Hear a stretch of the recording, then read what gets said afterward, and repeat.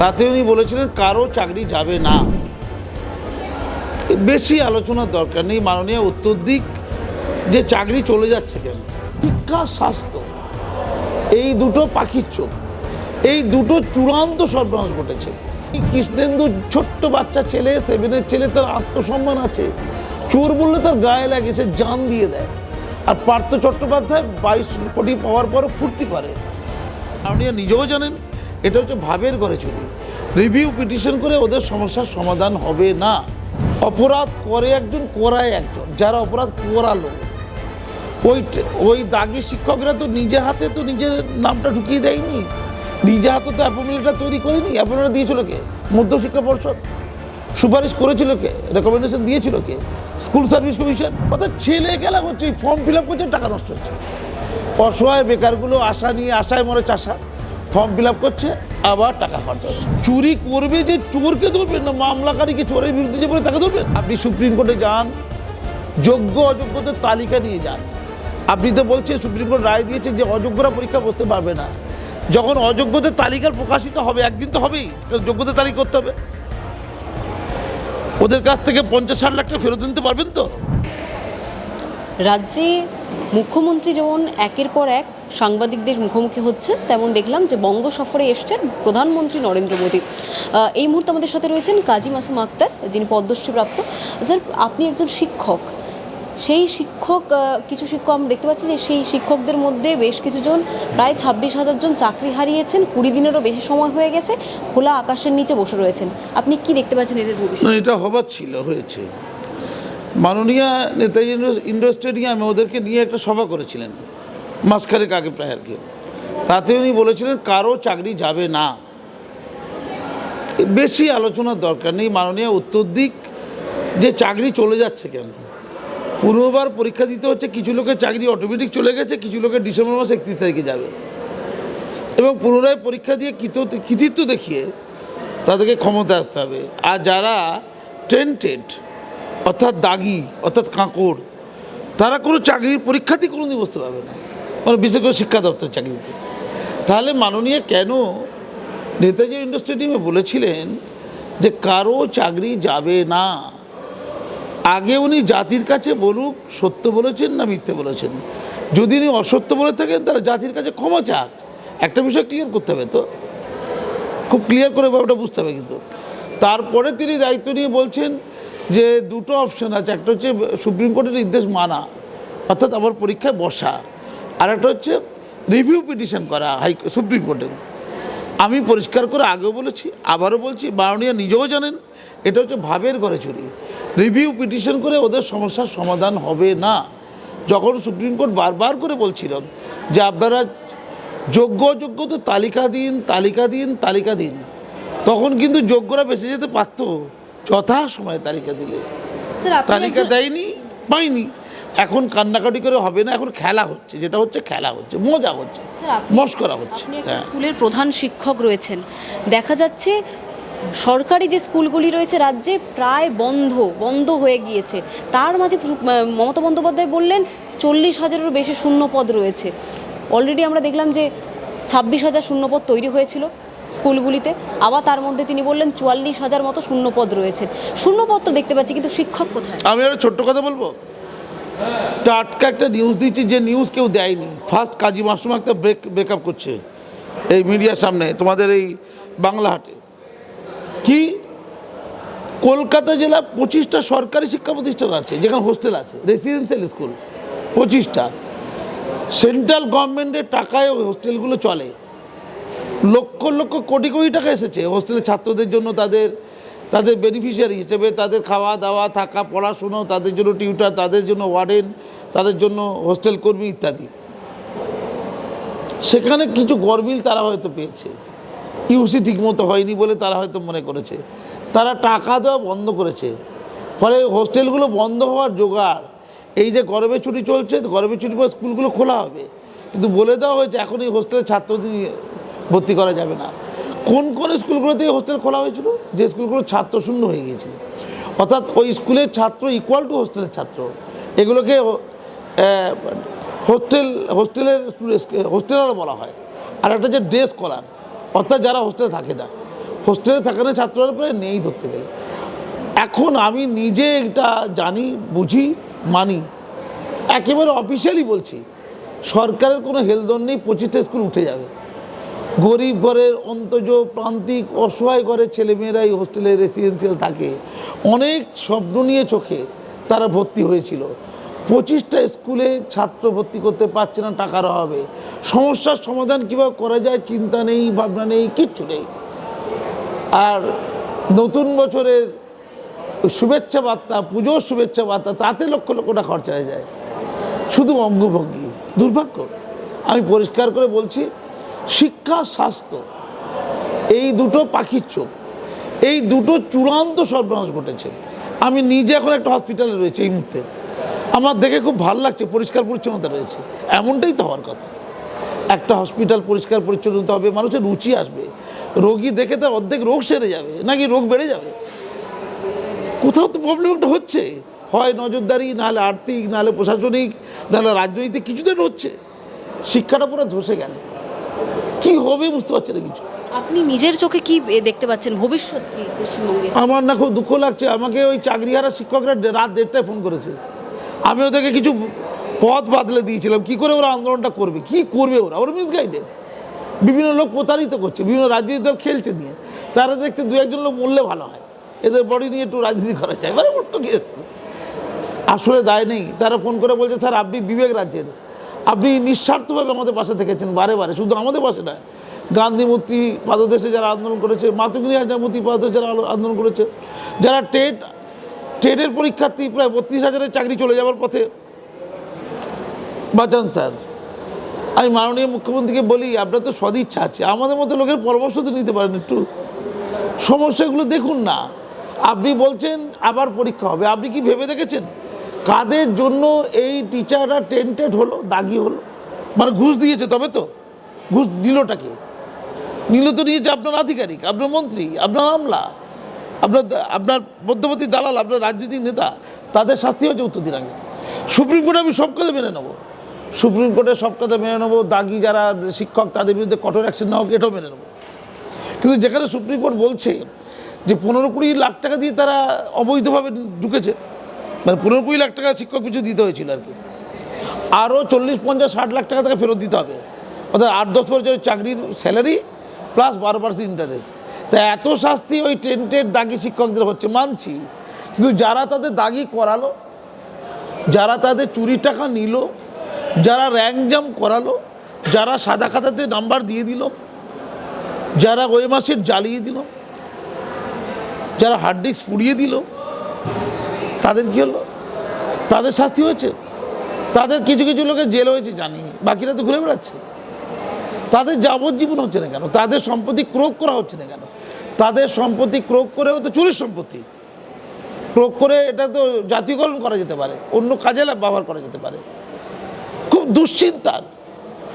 অপরাধ করে একজন, করায় একজন। যারা অপরাধ করালো, ওই দাগি শিক্ষকরা তো নিজে হাতে তো নিজের নামটা ঢুকিয়ে দেয়নি, নিজে হাতে তো অ্যাপয়েন্টমেন্ট লেটার তৈরি করেনি। অ্যাপয়েন্টমেন্ট দিয়েছিল কে? মধ্যশিক্ষা পর্ষদ। সুপারিশ করেছিল কে? রেকমেন্ডেশন দিয়েছিল কে? School service commission. অনুমোদন করেছিল কি? School education department. সেই 3টে অর্গানাইজেশনের যারা নেতা মাথা, তারা কোথায় এখন? তারা বেঁচে আছে কেন? সেই স্কুল সার্ভিস কমিশন আবার পরীক্ষা নেবে, মামলা হয়ে যাবে তো পরীক্ষা, পরিষ্কার মামলা হয়ে যাবে। মুখ্যমন্ত্রী বলেছেন যে যারা এই 2016 পরীক্ষার্থী, মানে 26,000-এর মধ্যে 2016, তাদের সিনিয়রিটি দেখা হবে, তাদের সিনিয়রিটি থেকে তাদেরকে নাম্বার দেওয়া হবে পরীক্ষায়, বলছেন না? তো ফ্রেশার্সদের সাথে পুরনো 2016-কে যুক্ত করে 44,000 পোস্ট দেখা যাচ্ছে। ফ্রেশার্সদের সাথে পুরনোদের যুক্ত করা হয়েছে। এই পুরনোদের ক্ষেত্রে অগ্রাধিকার দেওয়া হচ্ছে তাদের এক্সপিরিয়েন্সের, তাদের যত বছর এক্সপিরিয়েন্স সেই অনুযায়ী বিশেষ নাম্বার। আচ্ছা, এটা কি হয় করুন একই জাতের পৃথক বলো? একই পরীক্ষায় দুরকম নিয়ম হতে পারে? একই পরীক্ষায় দুরকম নিয়ম হতে পারে? ফ্রেশাররা তো মামলা করে দেবে। যারা ফ্রেশার্স, নতুন পরীক্ষা দিয়ে, তাদের মামলা করবে। সেকেন্ড, ওবিসি নিয়ে গোটা রাজ্যে এখন বিতর্ক চলছে। ওবিসি, আমি জানি যাদবপুর বিশ্ববিদ্যালয় থেকে শুরু করে সমস্ত বিশ্ববিদ্যালয়, কলেজ এখন নিয়োগ বন্ধ হয়ে গেছে, অ্যাডমিশন বন্ধ হয়ে গেছে, তাই না?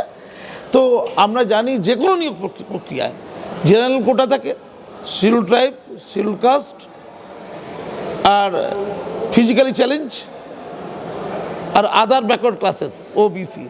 তো ওবিসির মামলা তো চলছে, এখনও তো সমাধান হয়নি। তো কেউ যদি এখন নিয়োগ প্রক্রিয়ার ক্ষেত্রে ওবিসির দাবিটা আদায় করতে চায় এবং কেউ যদি মামলা করে দেয় যে আমাদের সমস্যার সমাধান না হওয়ার পর পরীক্ষা নেওয়া হচ্ছে কেন, পুরো পরীক্ষার বিজ্ঞপ্তি পরেই চলে যাবে, কেস হয়ে যাবে। ফলে কেস হবার সীমাহীন সুযোগ রয়েছে। ফলে 42,000-এর পরীক্ষা হয়ে যাবে, নিয়োগ হয়ে যাবে, যেটা সহজে বলা হচ্ছে। যারা ভাবছে তারা মূর্খে স্বরে বাস করছে, তারা বাস্তবের মাটিতে পা দিয়ে কথা বলছে না। আমি ছোট্ট উদাহরণ দিই, 2022 সালে যারা টেট পরীক্ষা দিয়েছিল, মানে এই প্রাথমিক টেট পরীক্ষা ক্লাস 4 পর্যন্ত প্রাথমিক টেট পরীক্ষা, 2022-এ পরীক্ষা হয়েছিল অক্টোবর মাসে, টেট পরীক্ষা রেজাল্ট আউট হয়েছিল 2023-এর ডিসেম্বর মাসে, এই ফেব্রুয়ারি মাসে, 4 মাসের মধ্যে। তারপরে 2-3 মাসের মধ্যে কাউন্সিলিং করে নিয়োগ হয়ে যাবে কথা। তখন কিন্তু ওবিসি ক্রাইসিস ছিল না, একজনেরও নিয়োগ হয়নি, কোনো কেস নেই, কাচারি নেই, কিচ্ছু নেই, কোনো কেস কাচারি কিচ্ছু নেই, কারও নিয়োগ হয়নি।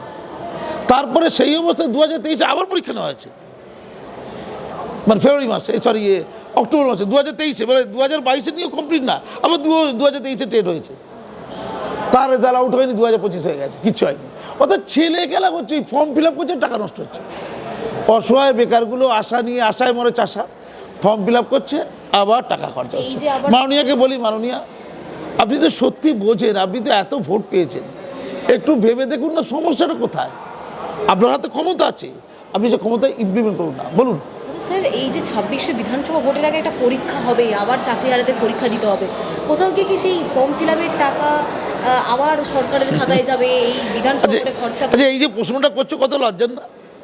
নিন্দুকরা বলছে 32,000 চাকরি গেল যাবে আর 26,000 চাকরি চলে গেছে, এই টোটাল টাকাটা ওই লক্ষ্মীর ভাণ্ডার দিয়ে ভোট হবে, নিন্দুকরা বলছে। কেউ কেউ বলছে হায় রে দুর্ভাগ্য, 25% দিয়ে বকেয়া দিয়ে ফেরত দিতে হচ্ছে, কিছু টাকা নষ্ট হলো আর কি মাননীয়। এই 10,000 কোটি টাকার মতো, 10,000 কোটি টাকার মতো নষ্ট হলো মাননীয়। আচ্ছা, এই প্রসঙ্গ উঠছে কেন? আপনি রক্ত খেয়ে নেবেন? যারা চাকরি করছে, যাদের চাকরি পাওয়ার কথা, সেই সব লোকদের চাকরি চলে যাবে আর আপনি ভোট করবেন? এই কথা উঠছে কেন দিদি? উঠলো কেন আগে বলুন। এই যে 32,000-এর চাকরি চলে যাবে, ট্রেনের 32,000-এর চাকরি আমি বলছি চলে যাবে কদিন পরে, ওরাও কাঁদবে, ওরাও রাস্তা নামবে। আচ্ছা, কেন এমন হলো? কে করলো বলুন? বিকাশ রঞ্জন ভট্টাচার্য মামলা করেছে। আরে একজন অ্যাডভোকেট, সে পক্ষে বিপক্ষে মামলা করেছে, মামলা করার ওদিকে তুমি মামলা কাজ করলে কেন? মানে আমি মার্ডার করবো আর আমাকে কেউ জেলে ঢোকালে আপনি বলবেন কেন জেলে ঢুকিয়েছে? চুরি করবে যে চোরকে ধরবেন না মামলাকারীকে, চোরের বিরুদ্ধে যে বলে তাকে ধরবেন? কি লজিক রে ভাই? কে বলেছে বিকাশ রঞ্জন ভট্টাচার্য ভগবান? কে বলেছে? সে কি ভগবান? সে তো একটা অ্যাডভোকেট, সে খুনির পক্ষেও লড়বে, খুনির বিপক্ষেও লড়বে। তা আপনি তাকে ধরবো চাচ্ছেন কেন? যে খুন করছে তাকে ধরবেন না? কলকাতার রাজপথ কি শুধুমাত্র চাকরিহারাদের জন্য? আমার কান্না লাগে জানেন তো। প্রধান শিক্ষকের কাছে দেখুন, আমি না পড়ুয়াদের কথা ভাবি। সবচেয়ে নিগৃহীত কারে জানেন তো? পড়ুয়ারা, কুসুমমতি পড়ুয়ারা। তারা তো প্রতিবাদ করতে পারে না, তাদেরকে সবাই মারে, সবাই তাদের নিয়ে খেলে, তাদের হয়ে বলার কেউ নেই গো। শিক্ষক জানে আমার প্রিয় শিক্ষক, মানে ছাত্র জানে প্রিয় শিক্ষক, সে যোগ্য শিক্ষক, সে এমএ পিএইচডি করেছে, সে অজস্র বই লিখেছে। আমার কাছে চন্দন বাঙ্গাল বলে একজন যোগাযোগ করেছে, ওই চাকরিহারাদের, সে বই লিখেছে, সে রাজ্যপালের কাছে পুরস্কার পেয়েছে, পিএইচডি করা ছেলে। সে কাঁদছে, তার ছাত্ররা তো তাকে ভালোই বাসত। হঠাৎ করে স্যার নেই, স্যারের কোনো দোষ নেই, কোনো অপরাধ নেই, কিচ্ছু নেই, স্যার নেই, স্যার হাফিজ। কি শিক্ষা সে পেল? এই কদিন আগে পাঁশকুড়াতে একটা ছেলে, ক্লাস 7-এর ছেলে, কৃষ্ণেন্দু নাম, সে একটা চিপস কিনতে গিয়েছিল দোকানে 20 টাকা দিয়ে। চিপসের দোকান বন্ধ দেখে না কি মালিক ছিল না, রাস্তায় একটা চিপস পড়েছিল, নিয়ে বাড়ি যাচ্ছিল। তো দোকানদার এই গাড়ি বাইক নিয়ে দৌড়েছে পিছনে, সে সিভিক ভলেন্টিয়ার, 20 টাকাটা দিয়ে দিয়েছে। তার হাতটা ঘেমে গিয়েছিল, 20 টাকা নিয়ে গিয়েছিল, চুরি করতে যায়নি সে। সে বললো আমি তো পাইনি দাদা, চুরি করিনি, আমি রাস্তায় পড়েছিল, কি করবো, কি ইচ্ছা হচ্ছিল, নিয়ে চলে এসেছি। আপনি 20 টাকা নিয়ে দিয়ে দিয়েছে। তারপরও তার মাকে ডাকা হয়েছে, তার মাও মেরেছে, তার প্রকাশ্য রাস্তায় তার কান্দ উদ্বোস করিয়েছে। 7-এর ছাত্র, সে জানে চুরি করা পাপ। আমি মা বলেছে তুই রাস্তায় পড়ে থাকা জিনিস বা তুলবি কেন? এটাও তো প্রশ্ন একটা। পড়ে থাকুক, অন্যের কাছে রাম তুই নিবি কেন? এটা তো একটা মূল্যবোধ। শিশুটির হৃদয়ে লেগেছিল, আমি সত্যি পাপ করেছি মা, আমি চুরি করিনি মা, ওটা রাস্তায় পড়েছিল। এই কথা ছোট্ট করে খাতায় বেঁকে বেঁকে লিখে, কীটনাশক ছিল বাড়িতে, খেয়ে মারা গেল। অর্থাৎ ওই কৃষ্ণেন্দু ছোট্ট বাচ্চা ছেলে, 7-এর ছেলে, তার আত্মসম্মান আছে, চোর বললে তার গায়ে লাগে, সে জান দিয়ে দেয়।